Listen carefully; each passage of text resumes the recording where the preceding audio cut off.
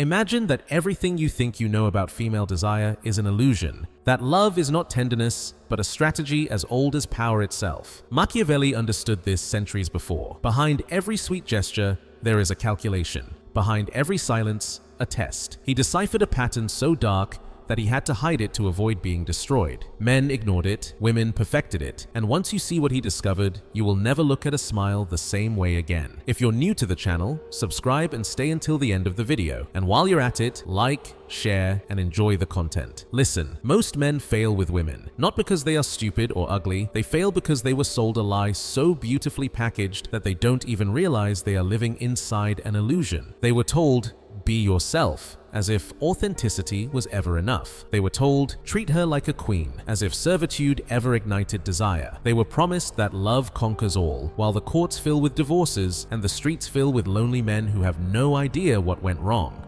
And do you know the cruelest part of all this? While you were following those rules word for word, there were others who ignored them completely and got exactly what you were seeking. Not because they were better men, but because they understood something you were never taught. Now, let me tell you something I discovered years ago. Something I struggled to accept. I too believed in romantic love. In the idea that if you were good, noble, and devoted, she would eventually see it. I spent months being the perfect man for someone who barely noticed I existed. And when I finally got tired and walked away, guess what happened? Suddenly, I was interesting. Suddenly, my absence was worth more than all the presents I had given her. That's when I understood that female desire doesn't work the way we were told. It turns out that Machiavelli, that Florentine genius known for The Prince, discovered something far more dangerous than political strategy. In his private writings, the ones that circulated only within intimate Florentine circles, he spoke of what he called the hidden dynamics of female choice. These were not public lectures. They were closed-door meetings, forbidden conversations, where every word challenged everything society claimed was correct. Because what Machiavelli saw was this: behind every act of affection, there is a power transaction. Desire is not a pure emotion, it is a strategy, and women, consciously or unconsciously, have mastered it from a very young age. Think about it for a moment. How many times have you seen a woman complain that all men are the same, yet choose the exact same type again and again? How many times have you heard her say she wants someone stable and good, but she falls for the one who unsettles her? It's not coincidence, it's a pattern, a code that repeats itself across cultures and across eras. And listen, if this resonates with you, follow me on the channel, because we are only scratching the surface. Machiavelli understood that humans do not act according to what they say, but according to what benefits them. He applied this brutal insight to politics, but he also applied it to something far more intimate: attraction. And what he discovered was so disturbing that his own contemporaries tried to bury it. Because accepting this truth means admitting that romantic love, as it was painted to you, is a fairy tale. The truth is darker, and paradoxically, far more liberating. He documented case after case of noble women who abandoned perfect men for others who treated them with indifference.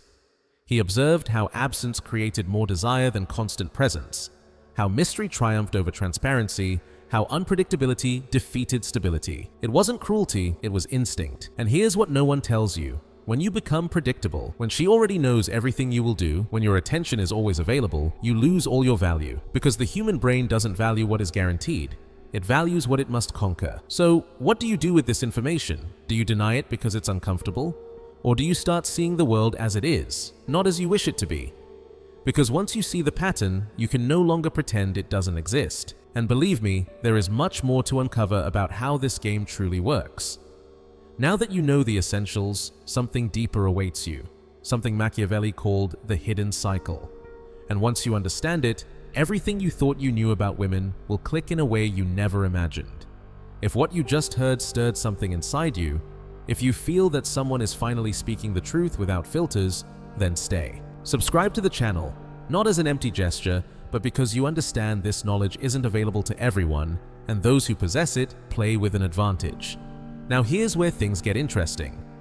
Once you accept that female desire works differently than what you were taught, the obvious question is, why? Why does a woman say she wants one thing but respond to something completely different. The answer lies in something Machiavelli identified centuries ago in the courts of Florence. He observed how aristocratic women wielded power without ever formally holding it. They could not govern like men, but they dominated those who did govern, and they did it with an invisible tool, perception. Machiavelli understood this perfectly. Power is not seized by force when you are physically weaker. Power is obtained by controlling what others desire from you. And women have learned this from the cradle. Let me tell you about a case he documented. She was known as the she-wolf of Florence, a noble woman, refined, educated, the perfect image of virtue, but in private, she played with her admirers as if they were chess pieces. She would give them her attention one day, then disappear for weeks. No explanation, no warning, only silence. And here's what's fascinating. The more her absences ignored them, the more desperate they became. Her strategy wasn't love, it was uncertainty, because she had learned something most men never understand. What you deny becomes valuable. What you withhold becomes a treasure. Machiavelli traced the origin of this behavior back to her childhood. At 6 years old, she watched her mother slowly dismantle her father's reputation without ever raising her voice. Through strategic silences, through well-placed tears, through the skill of making him feel guilty for things he hadn't even done. The girl learned early. Power is not what you say. It's what you make the other person feel. And here's the disturbing part. This is not conscious manipulation in most cases. It's programming. Women grow up seeing that vulnerability, used correctly, generates protection. That beauty opens doors. That silence at the right moment is worth more than 1,000 words. They are not malicious, they are strategic. And strategy, practiced from childhood, becomes instinct. The truth is, there is a huge gap between what women say they want publicly and what excites them in private. In public, they will say they want stability, kindness, a man who listens. And yes, they want that, for a specific type of relationship. But desire, that fire that makes them obsessed, does not ignite with security. It ignites with tension. Think of it this way. The human brain is designed to survive, not to be happy. From an evolutionary standpoint, a woman couldn't afford to choose poorly. She needed someone who could protect her, but also someone other women desired. Because if others desired him, it was a signal that he was worth it. This explains something you've probably seen. A woman can ignore a man for months, but the moment another woman shows interest in him, something suddenly awakens. It's not insecurity, it's biology. Her brain tags as valuable what others desire. And here's the detail no one tells you. When you become too accessible, when your attention is always available, she stops seeing you as a conquest. She sees you as something guaranteed. And what is guaranteed does not generate emotion. It generates comfort, and comfort kills desire. Now, I know this sounds contradictory. So, should you treat her badly? No, that's not the point. The point is that attraction is not an act of justice. It's not, if I'm good, she should reciprocate. It's an emotional phenomenon that responds to specific patterns, and one of those patterns is polarity. She needs to feel there is something to conquer, that your time, your energy, your attention are not infinite, that if she doesn't value you, she will lose something real. Men who understand this do not chase, do not beg, do not exhaust themselves proving they are the best option. They simply are. And that calmness, that absence of need, is magnetic. Because Machiavelli was right about one thing. He who shows desperation loses power. He who maintains calmness gains it. And if this made you think differently, leave a piece of advice in the comments that could help other men. Something you learned the hard way, something it took you years to understand. Because together, we can piece together the full map. Now, what you just read is only the first layer. Because there is something even deeper, something Machiavelli discovered and called the shadow cycle. An invisible mechanism that governs almost every decision she makes about you without her even realizing it, and this is where things get complicated. Because everything I just told you about female desire, about polarity, about tension, has a dark side. No one ever wants to mention. A mechanism so deep it operates beneath consciousness itself. Machiavelli called it the shadow cycle. It is not something women consciously decide. It is a biological program, an invisible force that guides almost all of their decisions without them even noticing.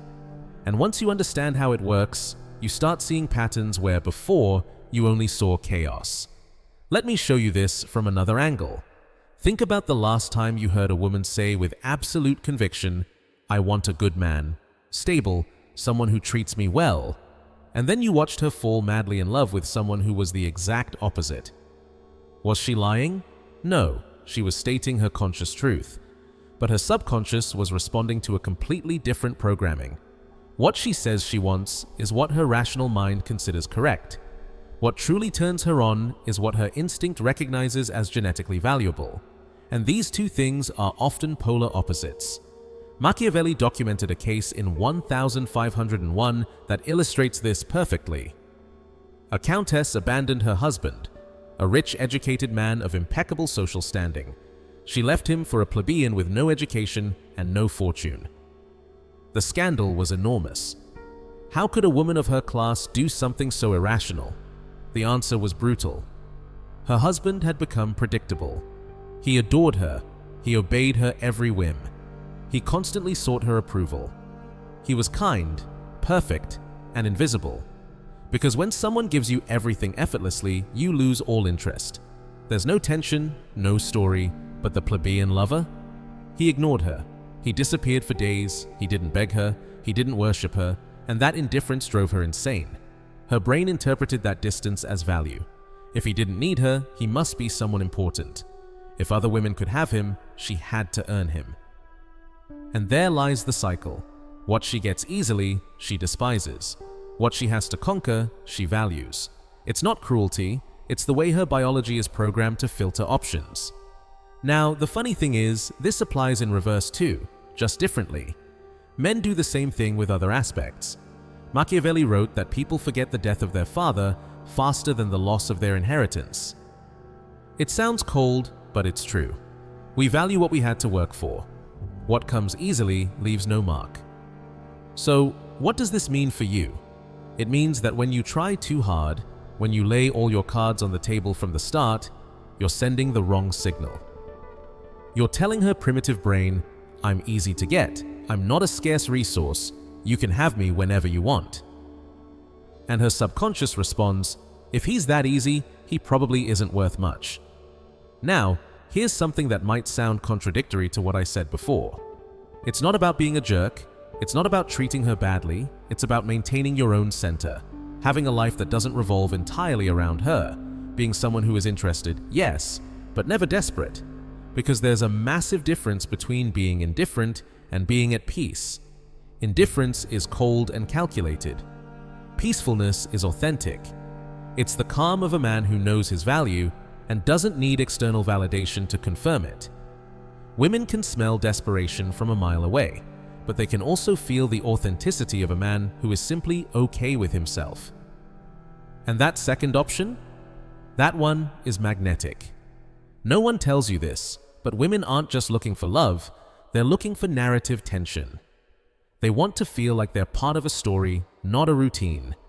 That's why the shadow cycle activates with uncertainty, in those moments when they don't know if you'll stay or leave, when your presence is a gift, not a guarantee. And this inevitably triggers what Machiavelli called the testing mechanism. Without even realizing it, women test emotional resilience. They create conflict just to see if you crumble. They provoke to measure your reaction. It's not malice, it's survival instinct.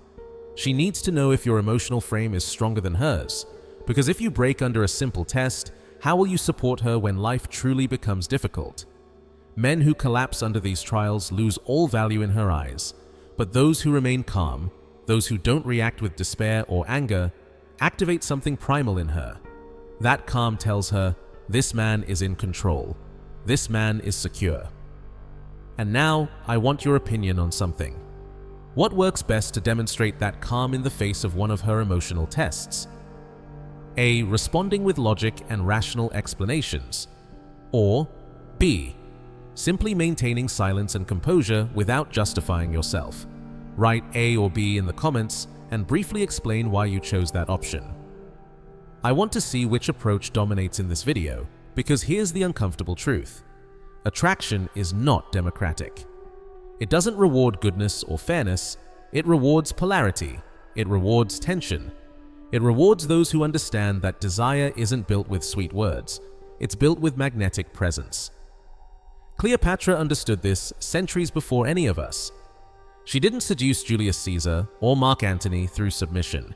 She seduced them through challenge, through demand, through moments of warmth followed by strategic distance. Her beauty wasn't the weapon, her emotional control was. Each absence of hers created desire. Each return was relief. That rhythm, that oscillation between having her and losing her, was the enchantment itself. And those powerful men, accustomed to conquering empires, became slaves to a woman who mastered the cycle. So I ask you, do you want to continue being the good man who ends up in the comfort zone? Or do you want to be the one who understands the real rules of the game? Because once you see the pattern, you can no longer pretend it doesn't exist.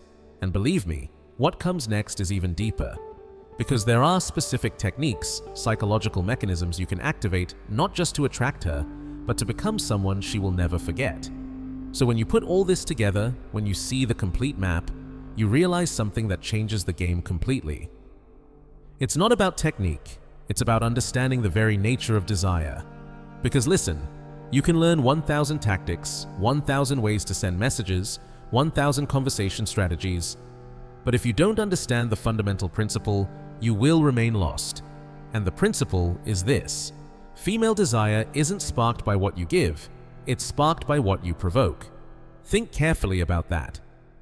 Everything we've discussed so far points to the same truth. The countess who abandoned her perfect husband, the she-wolf of Florence who controlled through her absence, the shadow cycle that operates beneath consciousness, these are all examples of the same pattern. Emotional tension generates desire far more than stability. And here's what no one clearly explains to you. When a woman says she wants stability, she means it sincerely. But she speaks through her conscious mind. Her rational mind knows that stability is good for building a life. But her body, her nervous system, her brain chemistry, they respond to something else. They respond to contrast, to calculated unpredictability, to the feeling that with you, she can feel alive, not just safe. Machiavelli documented this in his private observations. He noted how the women of the court responded in completely different ways to two types of men. Those who begged for their attention were discarded without pity. Those who maintained emotional distance, who did not abandon their principles to please them, they became objects of fascination. It wasn't that she wanted cruel men, she wanted men with their own center, men whose lives didn't revolve around her, because that told her something important. This man has purpose. This man has options. This man doesn't need me to feel complete. And that absence of need is magnetic. Now, here's the part many misinterpret. This doesn't mean becoming cold or calculating. It's not about playing mind games or manipulating. It's something much deeper. To build a life so solid that your attention becomes valuable through genuine scarcity. When you have projects that excite you, when you have goals to pursue, when you have a life that fulfills you, you automatically become less available. And this unavailability isn't a strategy. It's the natural consequence of living with purpose. Women feel this. They can tell the difference between a man who is faking being busy and a man who genuinely has important things to do. The first feels false, the second is irresistible. And here's the key revelation. She doesn't want to be your sole source of happiness. That's far too much responsibility, far too much pressure. What she wants is to be part of your extraordinary life, not the center of your empty one. When you understand this, everything changes. You no longer chase her, you no longer beg. You no longer crumble when she pulls away. Because you have something bigger than your relationship with her. You have a solid relationship with yourself. The masters of seduction throughout history understood this instinctively. Casanova would disappear for weeks, not as a tactic, but because he had adventures, projects, other interests. When he returned, he brought stories, he brought mystery, he brought a life that existed beyond any one woman. And women went crazy for him, not because he was the most handsome or the richest, but because his presence was an event, not a constant. Every encounter with him was memorable because he was unpredictable. You never knew which version of him you would find. Napoleon did the same with Josephine. He wrote her letters full of passion, but also full of demands, reproach, and emotional distance whenever he felt she was becoming too comfortable. And these emotional roller coasters kept her hooked for years. It wasn't cruelty, it was polarity. It was keeping alive the tension that makes desire breathe. So, how do you apply this without becoming toxic? It's simple. Stop making her your main project. Invest in yourself. Build something that matters more to you than the approval of any woman. And when she enters your life, let her be an addition to something already complete, not the missing piece that makes you feel whole. Because when you stop needing her, she begins to need you. When you stop chasing her, she starts wondering why. And when your attention becomes selective, she begins to value it. And in the end, as Machiavelli said, fortune favors the prepared, not the one who waits for things to improve on their own. If you want the dynamics to change, you must change first. You need to stop playing by the rules you were taught and start understanding the rules that truly move the board. It's not about being the best man for her. It's about being such a complete man that your presence becomes a privilege, not a right. About becoming someone whose attention is worth earning. Because once you reach that point, everything I've told you makes sense. The shadow cycle works in your favor. Attention is created naturally, and she not only desires you, she respects you. And that combination, desire plus respect, is what builds something lasting. It's not blind passion that fades in weeks. It's a deep attraction that endures because you never became predictable. You never let your life revolve solely around her. So the question now isn't whether this works. The question is, are you willing to do the internal work this requires? Because there are no shortcuts here, no magic formulas. There is only one brutal truth. Either you build a life that gives you value, or you will continue begging for attention. Listen, everything I've shared with you isn't theory. It's the map most will never see. Machiavelli understood this centuries ago. The world rewards those who see things as they are, not as they should be. If this stirred something in you, if you finally feel someone is telling you the truth without filters, then don't leave just yet. Leave a piece of advice in the comments for other men. Something you've learned the hard way, something it took you years to understand. Because together, we reconstruct the full map. And if you want more content like this, raw and unfiltered, subscribe to the channel, give this a like, and share it with someone who needs to hear it. This isn't just a gesture, it's a statement, a strike against deception. Because the world doesn't change when men shout louder, it changes when they see with clarity. And that clarity, that understanding, is your power.